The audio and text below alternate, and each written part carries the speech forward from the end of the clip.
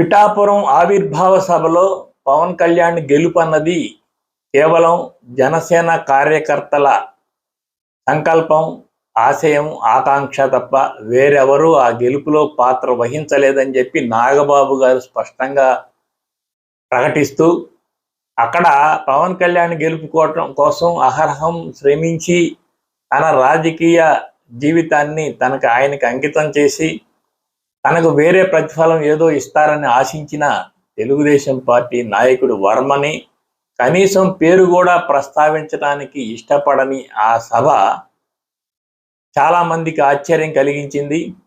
పవన్ కళ్యాణ్ వ్యక్తిత్వానికి ఇది పూర్తిగా విరుద్ధంగా ఉందని చెప్పి కొంతమంది వ్యాఖ్యానిస్తున్నారు. పవన్ కళ్యాణ్ సినిమా రంగంలో ఉన్నప్పుడు తన దగ్గరికి సహాయం కోసం వచ్చేవాళ్ళని ఆ హక్కును చేర్చుకొని కావాల్సినంత సహాయం చేసి చాలా దయగా ప్రవర్తించేవాడు.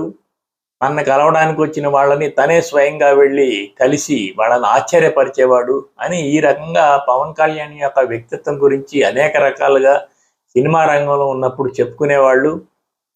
ఆ తర్వాత అతను రాజకీయంలోకి వచ్చినాక రాజకీయాన్ని అర్థం చేసుకోలేక రకరకాలుగా మాట్లాడుతున్నాడని సరిపెట్టుకున్నారు. అంటే రాజకీయం కొత్తది, ఏ సిద్ధాంతాన్ని అనుసరించాలి, ఏ వైపు వెళ్ళాలో తెలియని పరిస్థితుల్లో అప్పటికప్పుడు రాసుకున్న సంభాషణలని భావోద్వేగం కలిపి మాట్లాడుతున్నాడు కనుక ఒకసారి ఒకటి మరొకటి మాట్లాడాడు తప్ప అతని వ్యక్తిత్వం మంచిదే, అతను మంచి వ్యక్తే అని అతని అభిమానుల్లో అలాంటి అభిప్రాయమే నిలబడిపోయి ఉంది.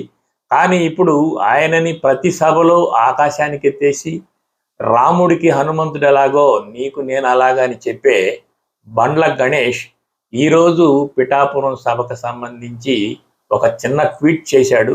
ఆ ట్వీట్లో పవన్ కళ్యాణ్ పేరుని ప్రస్తావించకపోయినప్పటికీ కూడా ఆ సందర్భానికి తగినట్టుగానే ఆ ట్వీట్ ఉంది. కృతజ్ఞత లేని మనిషి ఇక మనిషే కాదు అనే అర్థం వచ్చేట్టుగా ఆయన ట్వీట్ చేశాడు. పవన్ కళ్యాణ్ వ్యక్తిత్వాన్ని నిరంతరం ఆకాశానికి ఎత్తే అతని అనుంగు శిష్యుడు బండ్ల గణేషే అంత మాట అన్నాడంటే పవన్ కళ్యాణ్ వ్యక్తిత్వం మీద పెద్ద మచ్చపడ్డట్టే. పవన్ కళ్యాణ్ ఈ విషయంలో కొద్దిగా ఆలోచించాల్సిన అవసరం ఉంది. ఎందుకంటే రాజకీయాల్లో రేపు నీకు ఇలాంటి పరిస్థితి ఎదురైనప్పుడు, నిన్ను పూర్తిగా వాడుకొని ఎవరైనా నిన్ను మోసం చేసినప్పుడు, కనీసం నీ పేరు కూడా ప్రస్తావించకుండా నిన్ను తోసివేసినప్పుడు ఆ బాధ, ఇప్పుడు వర్మ పడుతున్న బాధ ఎలాంటిదో అది నీకు తెలిసి వస్తుంది. కనుక ఈ అంశాన్ని, నీ వ్యక్తిత్వానికి సరిపడని ఈ అంశాన్ని సరిచేసుకోవాల్సిన అవసరం ఉంది.